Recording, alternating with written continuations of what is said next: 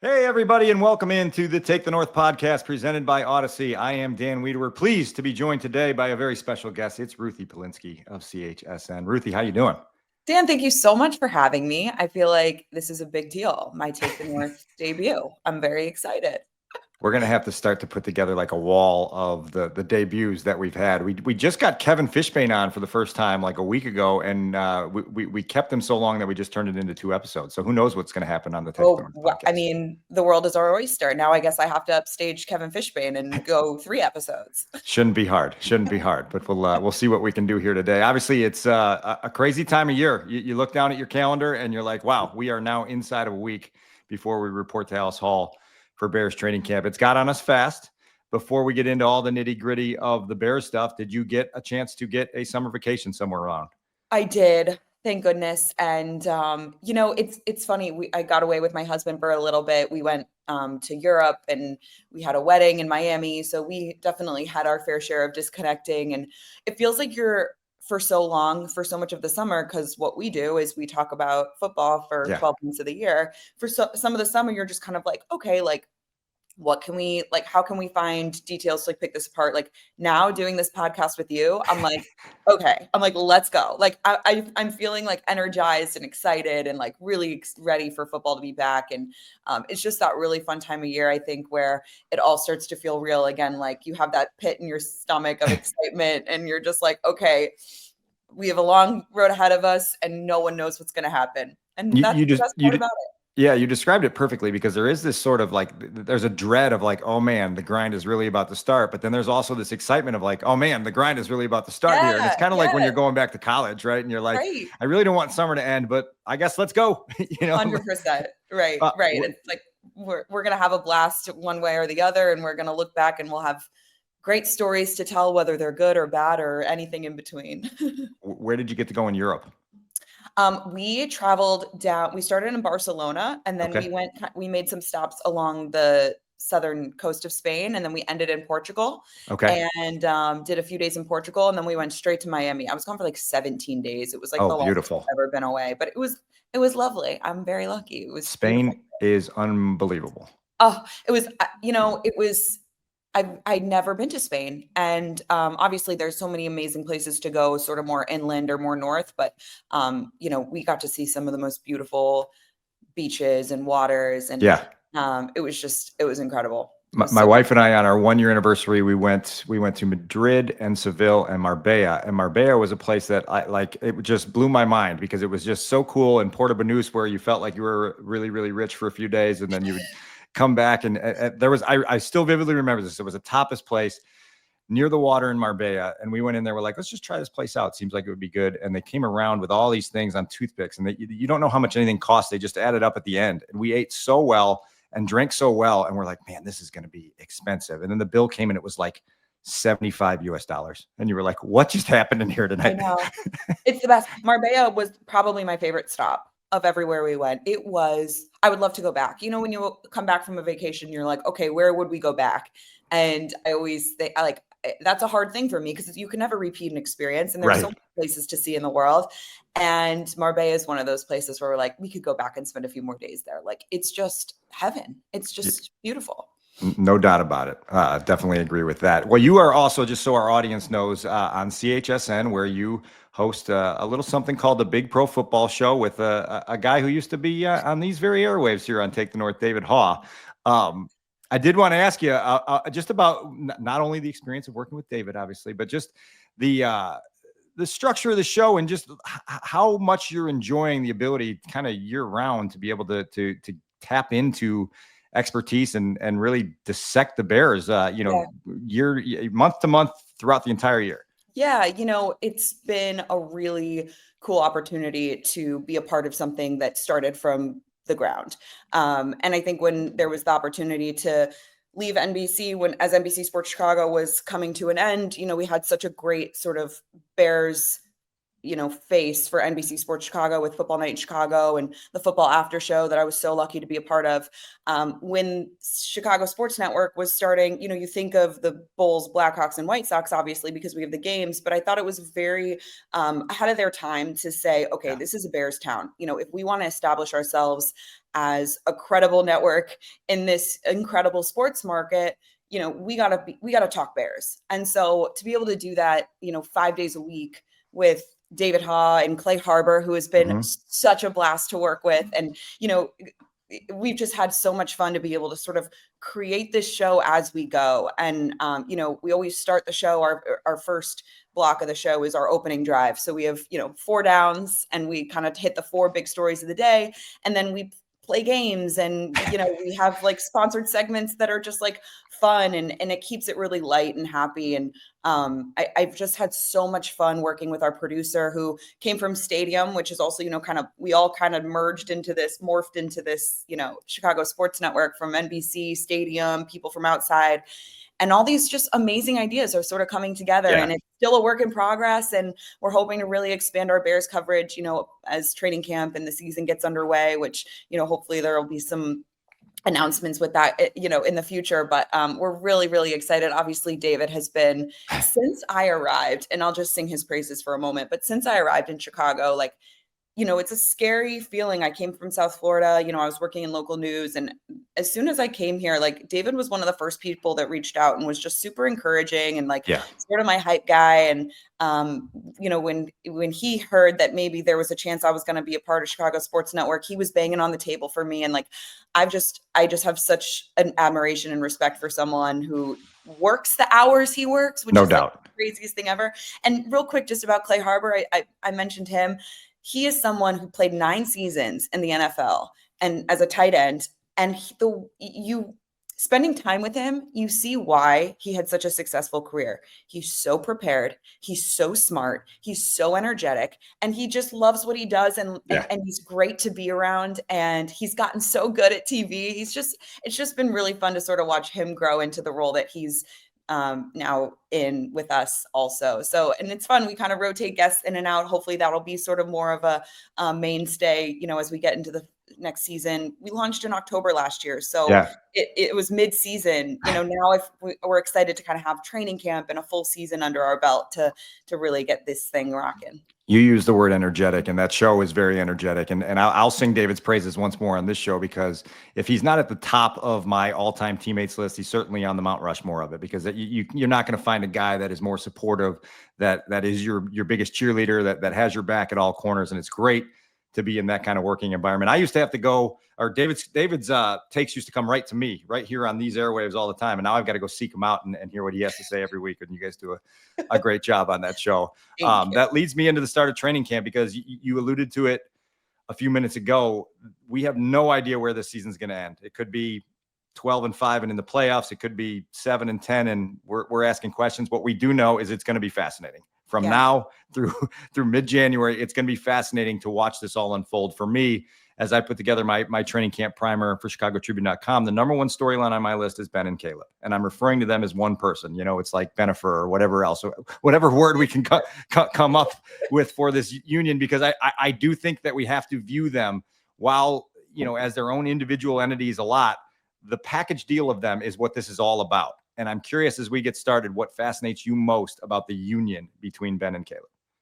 Yeah, and you use the word fascinating. I think Ben Johnson sort of encapsulates that, as we've gotten to spend more time around him and gotten to know him, and honestly been feet away from him coaching on the field during mandatory minicamp and the offseason program, and really getting an up close and personal look at what he brings as a head coach. And I think when we were going through the coaching search of who could be the potential candidates, I was sort of banging on the table for a disciplinarian. Like, I was thinking Mike Vrabel or bust. That was sort of like how I felt, because this was a football team that was calling for accountability and discipline last year. So I was like, they need someone to get them in line. And we don't know, this was me saying this, in the offseason, we really don't know much about Ben's personality, his ability to get in front of a room.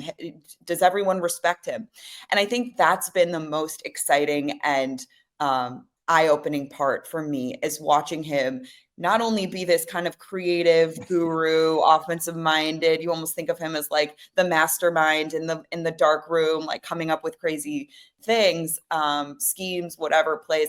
But now you see him as this, like, he's going to call you out, Oh, and yeah. he's going to tell you, when you do something wrong, not just to your face, but in front of the whole team, in front of the media. And he's not afraid to tell you, how he feels about anything. And I think that's really been cool for all of us to see sort of his personality. We saw his press conferences as an offensive coordinator in Detroit, but that only really tells you so much. So Right. I think that's really, for me, the most, like you said, the Ben and Caleb relationship, and how will Ben coach Caleb to get the most out of him?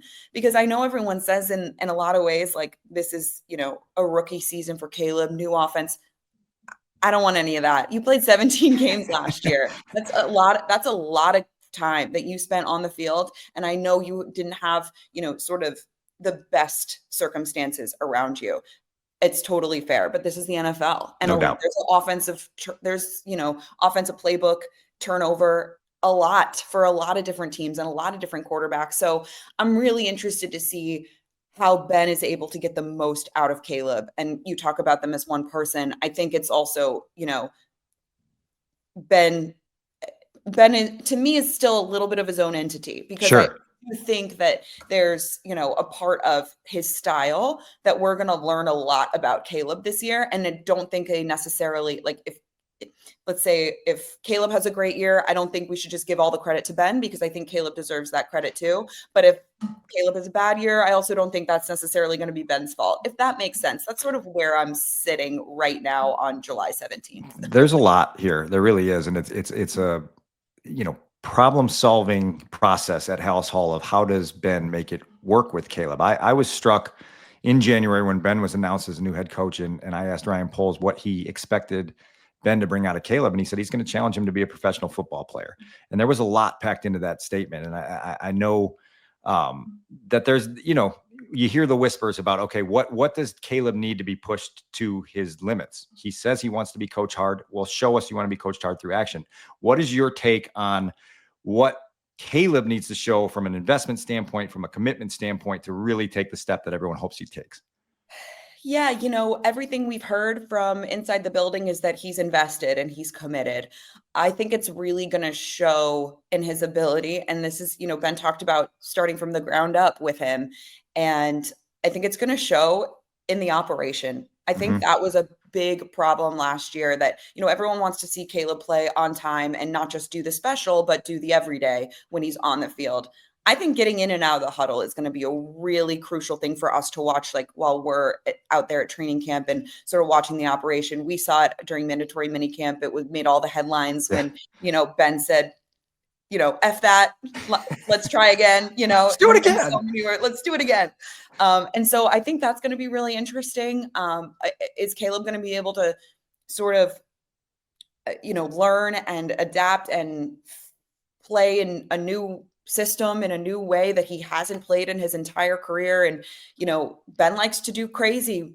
We know that, we saw what he could do in Detroit. So is Caleb going to be able to signal motions on time and get guys in line in the right places and read the play call back? That, I know it's like, it's simple, but these are little things that I think are going to really show his development and his investment into, how much is he studying when he's not in the building? How much is he putting in the work on Tuesdays on player day off? How much is he meeting with Ben, extra? And I know we'll see that on the field. I think that's really going to be where we'll be able to see the most progress, because you get guys lined up, like, you got everyone ready for you, Caleb.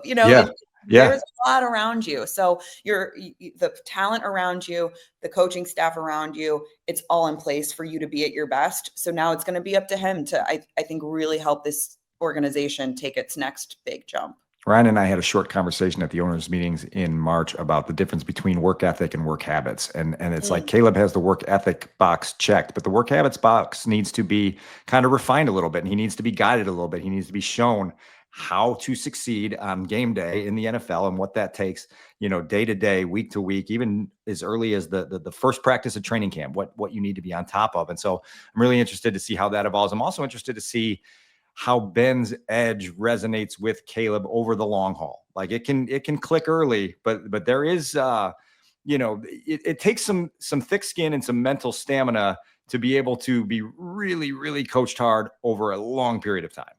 Especially when we're used to asking a coach after a game, what happened on that play? And we get I gotta go watch the tape. I think Ben's gonna be like, called out. Yeah, he was late, or that was the wrong play, or and that'll be interesting also to see how Ben's relationship not just evolves with Caleb, but maybe with us too. Is right.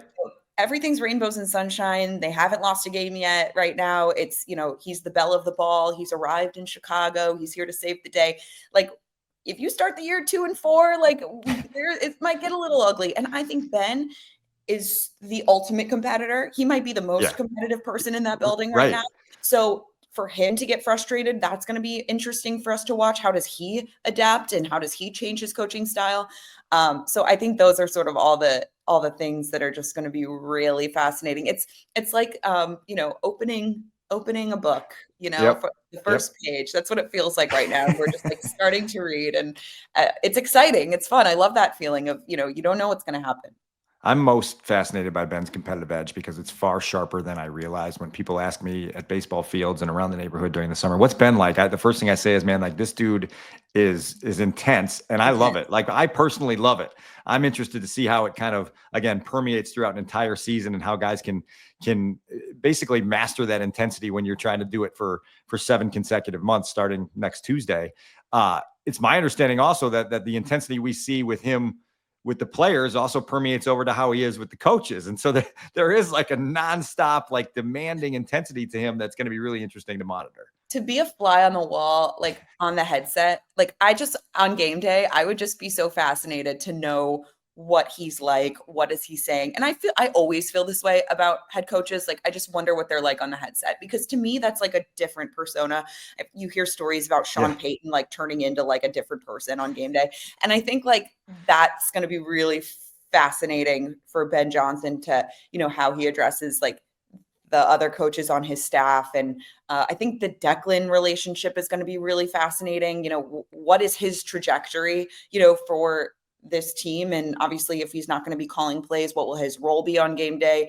I'm just there's so much. And you talked about Ben's intensity, and I wanted to bring up this example as one of my favorites of the off season, where Mark Carman asked him, who stood out to you? It was it mandatory minicamp? He's like, who stood out to you that caught you by surprise? And he said, without missing a beat, he said, let me get back to you tomorrow. I'm going to think about it. Sure enough, came back the next day. 4 names. Very calculated 4 names. And I truly believe whether those 4 names, I think he came into that with a purpose. Mm-hmm.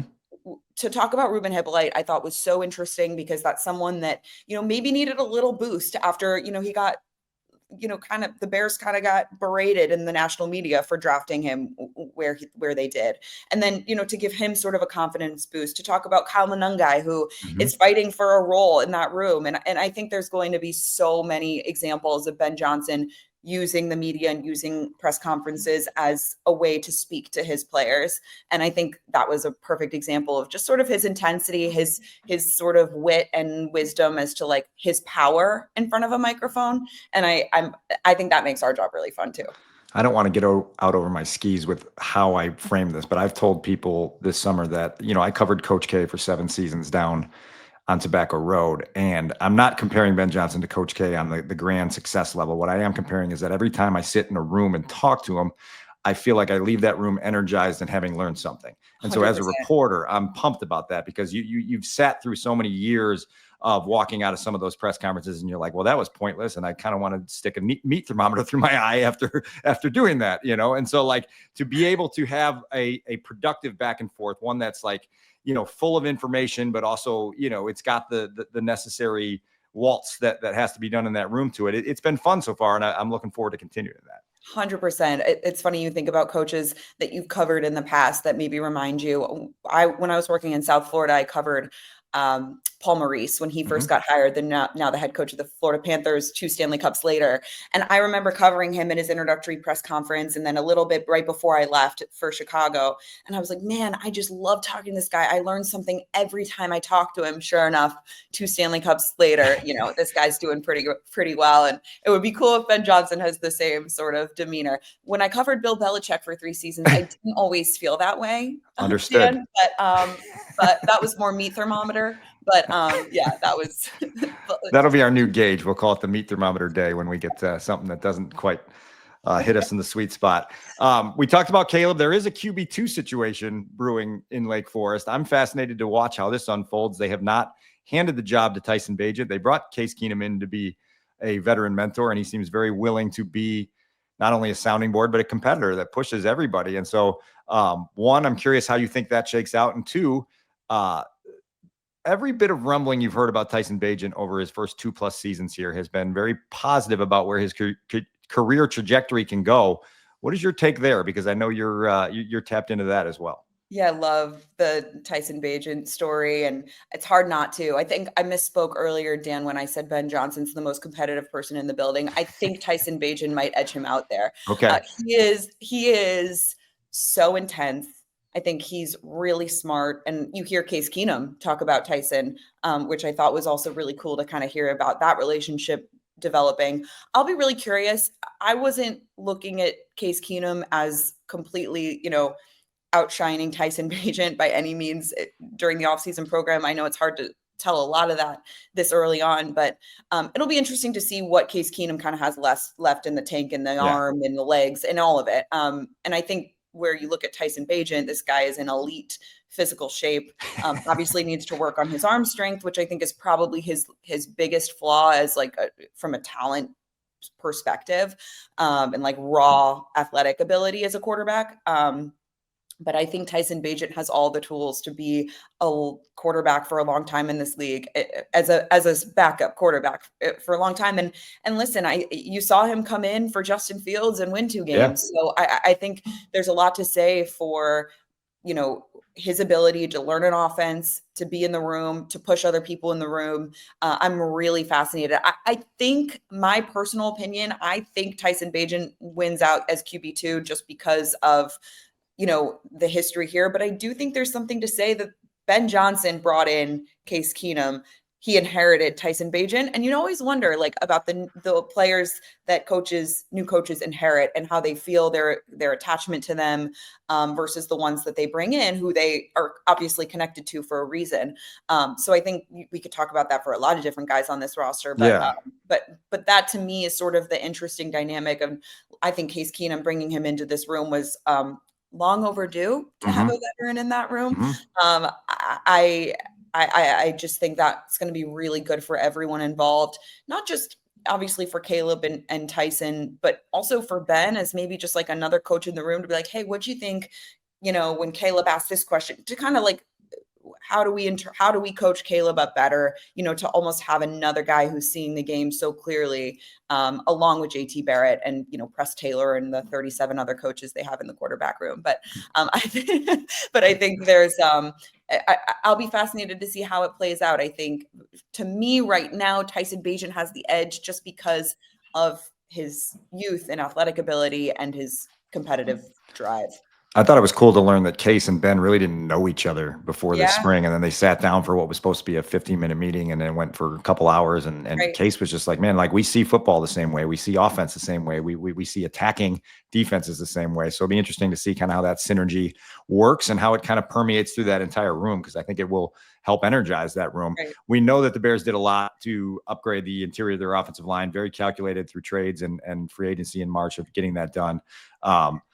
Talk about Drew Dahlman for a minute and what you think he means to this group. Because obviously we know the guards came over via trade, but that was a very, very targeted signing when free agency opened. And I feel like his addition has a chance to be kind of underrated in a way. Yeah, everything. So it's funny, I have some people that work in Atlanta and know Drew Dahlman really well and have covered him and have coached him. And I think they were really sad that they had to sort of say goodbye to him. That was sort of a tough decision that Atlanta made.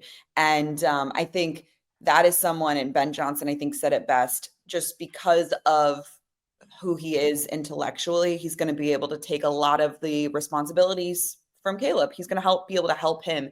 And I think that, to me, you think of Ben Johnson and Caleb as Benifer or whatever. I think of Caleb and Drew Dahlman as that relationship being so crucial to the success of this second-year quarterback, and how he can take that next jump, and the responsibilities that Drew Dahlman's going to be able to, help him with in the huddle, at the line of scrimmage, et cetera. So I think that is, honestly, Clay and I did the athletic survey where you go through, and we did that on our podcast. And, it was who was the most important offseason addition, and Drew Dahlman's up there. I mean, for me, I think that's a really, really important role. The center has not been prioritized by the Ryan Poles system. That's not really been a position that he is gone out of his way to solidify. And now I think the fact that they do have someone in that role that is, a good player, but also really smart and able to sort of take on the responsibilities of, QB 1A. You're right. Right. I think that can't be overstated. I did want to ask you a couple questions about the defense. You weren't here in 2018 when Matt Nagy basically had the luxury of inheriting Vic Fangio. And man, what a luxury that was, because he was able to kind of get everything going on the offensive side of the ball, trusting that Vic was going to be the absolute mad scientist mastermind that you needed in the defensive room. And the defensive guys really kind of gravitated toward that.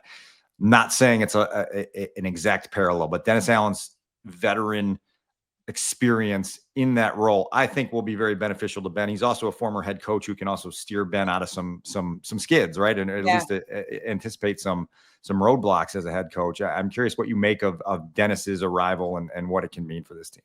Yeah, I think you said it perfectly. I think his just presence is very comforting. One of the things that surprised me about Ben's staff is he hasn't worked with a lot of these guys. Like, he brought a few guys from Detroit, but everyone else, like, he kind of pulled from all these different systems and backgrounds and upbringings and, age differentials and experience levels. And I think that was sort of something that just sort of was an eyebrow raise. Like, you kind of anticipated he'd bring a lot of guys from Detroit or guys that he had worked with in Miami or all of the above. And so to see sort of the Dennis Allen hire be one of the priorities, I thought was really insightful, and really, it tells you a lot about Ben Johnson as, like, not having a crazy ego. Like, I think he's got an ego because I think he's really confident, but I think to bring in someone who's a former head coach to say, okay, there are going to be things that I don't know that I'm going to need help with that you've been through and you can help me with.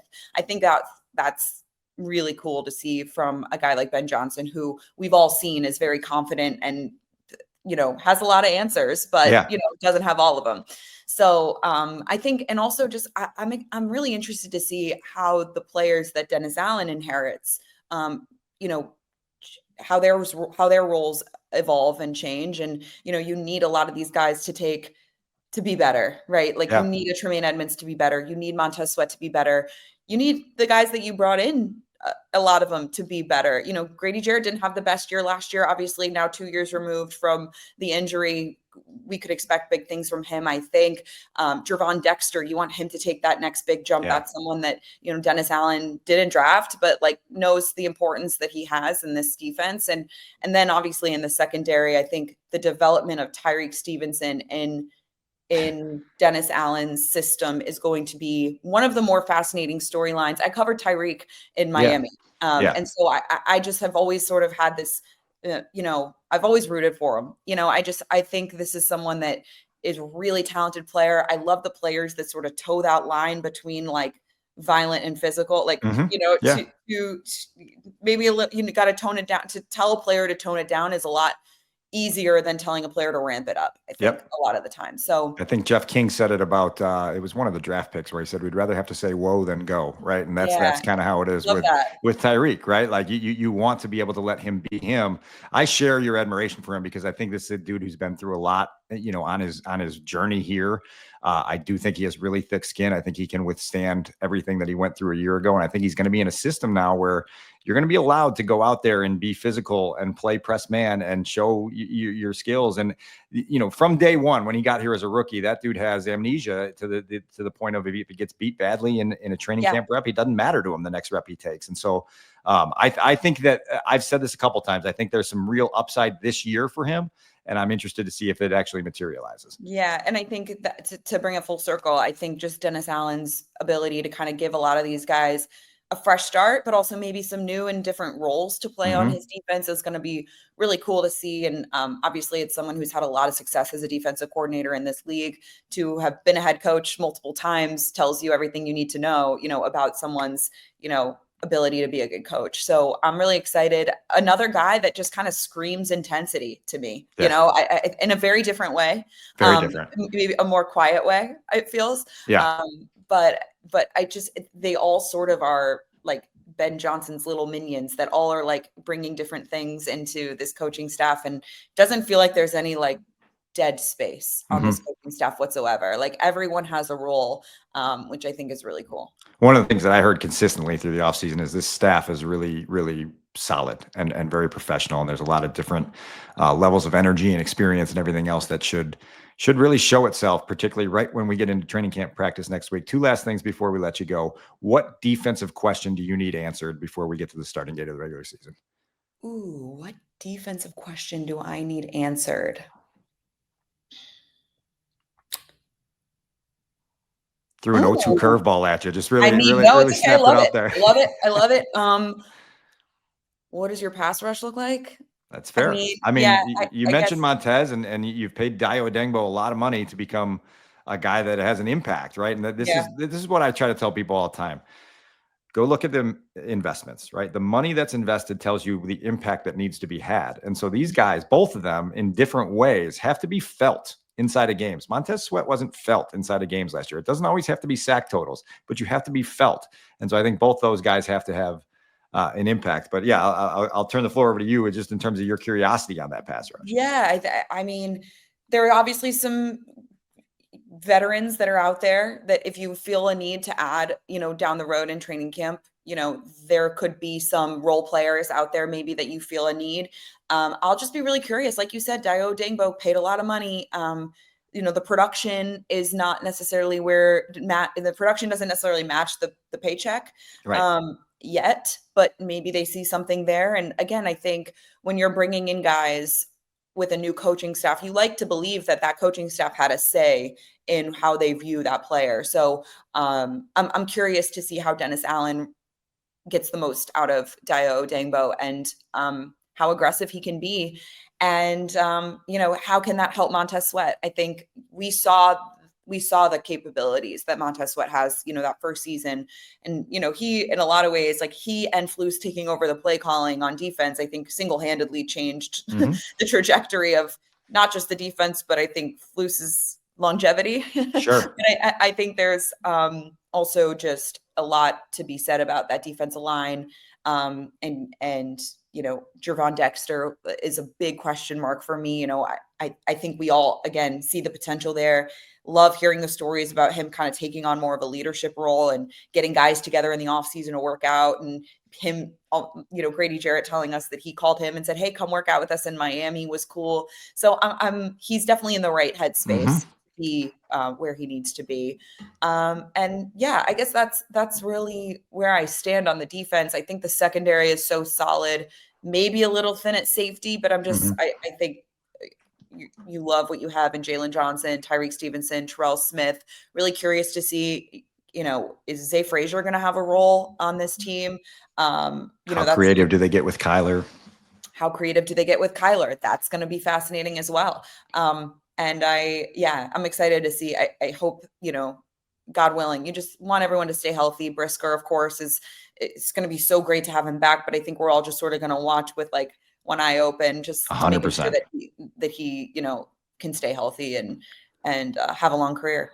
Listen, it's not just the concussions with Jaquan. He's been missed a lot of training camp all 3 years. A broken thumb. He had soft tissue stuff the last couple of years. So he's got to be on the field through most August. Very last question for you. David Haugh made sure that I put this on my list here. He needs to take the North audience to understand your Tory Taylor scouting report and why Tory Taylor is one of your favorite Bears of all time. This is so embarrassing. No, I love Tory Taylor. I love Tory Taylor. And you know what? From what I've heard about Tory Taylor from inside the building, if every player had the work ethic and sort of competitive nature of Tory Taylor, this team would be in the Super Bowl. Like, that's how much they love him and how serious he takes his job. And how, obviously he had the numbers don't always tell you the story. I think he had an unbelievable rookie season, and you sort of like get a little nauseous when you think about him Caleb texting him when he got drafted saying, "You're not going to be punting much." Like, that didn't really pan out the way you wanted it to, but Tory did his job, and anytime he is a little bit below his own standard that he sets for himself, you can see it. He's emotional.